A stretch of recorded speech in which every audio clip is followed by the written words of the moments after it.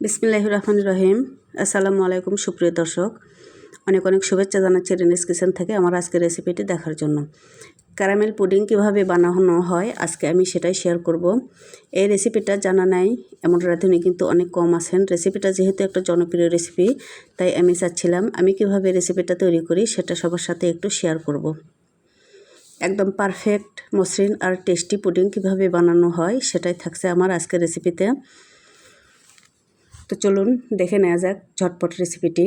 আমি এখানে 500 গ্রাম দুধ নিয়েছি, আগে থেকে জাল দিয়ে ঠান্ডা করে নিয়েছি। এখানে আমি দুটো আস্ত এলাচ ইউজ করেছি, আর এর সাথে লাগছে আমার 2 পিস পাউরুটি। হয়তো সবাই ভাবছেন যে পুডিং তৈরিতে পাউরুটি এরকম পাউরুটি দিয়ে একবার এই রেসিপিতে পুডিংটা তৈরি করে দেখবেন কেমন পুডিংটা মসৃণ আর টেস্টি হয়, তখন বুঝতে পারবেন। তো পাউরুটিগুলো আমি দুধের মধ্যে ভিজিয়ে রাখছি। পাউরুটিগুলো কিন্তু গরম দুধের সাথে ভিজিয়ে রাখতে পারবেন। যাই হোক, এ পর্যায়ে আমি এখন একটা মিক্সিং জার নিচ্ছি। ব্লেন্ডার জারে আমি 4টা ডিম নিলাম আর লেবুর রস নিয়ে নিচ্ছি।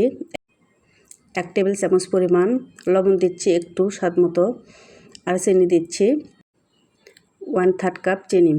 চিনির পরিমাণ এখানে আপনারা কম বেশি করে নিতে পারবেন। আর সেই সাথে দিয়ে দিচ্ছি পাউরুটি মিশ্রিত দুধগুলো।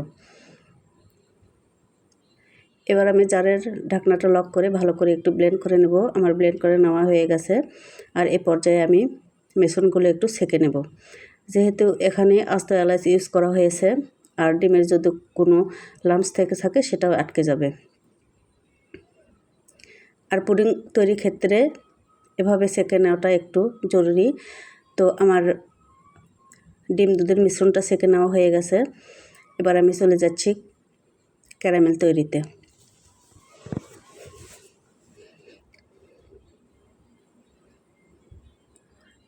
আমি চুলাটা অন করে একটা পাত্রে 1/3 কাপ চিনি দিলাম, আর সামান্য একটু পানি দিয়ে একটু নেড়ে চেড়ে ক্যারামেলটা তৈরি করে নেব। এভাবে নাড়াচাড়া করতে করতে কিন্তু কালারটা চেঞ্জ হয়ে আসবে, আর যার যেমন কালার পছন্দ সেরকম করে ক্যারামেলটা তৈরি করে নিতে পারবেন।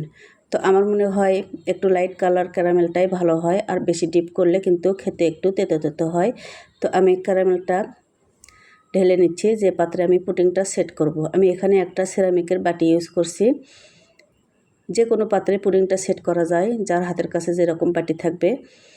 তো তাড়াতাড়ি করে এই কাজটা করতে হবে, নইলে কিন্তু ক্যারামেলটা চট করে শক্ত হয়ে যাওয়ার সম্ভাবনা থাকে।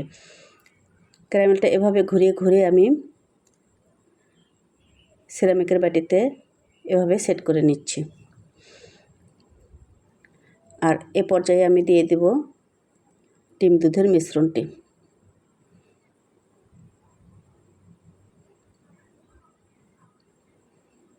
আর যে পাত্রে আমি পুডিংটা রান্না করব, বড় একটা পাত্র নিয়েছি, আর মাঝখানে একটা পাতিলের স্ট্যান্ড দিয়ে পরিমাণ মতো পানি দিয়ে নিচ্ছি।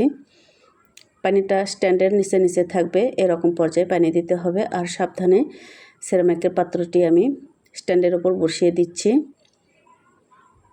আর ঢাকনা দিয়ে ঢেকে দিচ্ছি। আর ওপরের বড় পাত্রটাও আমি ঢাকনা দিয়ে ঢেকে নিচ্ছি।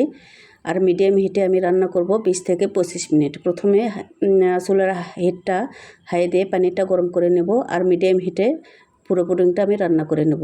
আমি 25 মিনিট পর ফিরলাম। চুলাটা আমি অফ করে দিয়েছি। একটা টুথপিকের সাহায্যে আমি চেক করে নিচ্ছি। টুথপিকটা ক্লিন এসেছে, তার মানে পুডিংটা আমার পারফেক্টভাবে সেট হয়েছে। এবারে এটাকে আমি রুম টেম্পারেচারে নিয়ে আসব, আর নর্মাল চেম্বারে, ফ্রিজের নর্মাল চেম্বারে 2 থেকে 3 ঘন্টা রেখে দেব। ফিরছি 2 থেকে 3 ঘন্টা পর। আর এ পর্যায়ে আমি একটা চাকু দিয়ে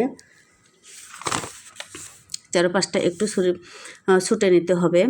আর অবশ্যই পুডিংটা কিন্তু গরম অবস্থায় মোল্ড আউট করতে যাবেন না, তাহলে কিন্তু ভেঙে যাওয়ার চান্স থেকে যাবে। তো এভাবে সাবধানে একটা বড় প্লেটের উপরে আমি পুডিংটা ট্রান্সফার করে নিচ্ছি। অনেক এক্সাইটেড এই সময়, পুডিংটা আদৌ কি মোল্ড আউট হবে নাকি ভেঙে যাবে। যাই হোক, দেখতেই পাচ্ছেন পুডিংটা একদম পারফেক্ট হয়েছে, আর ক্যারামেলের কালারটা কিন্তু একদম সুন্দর হয়েছে।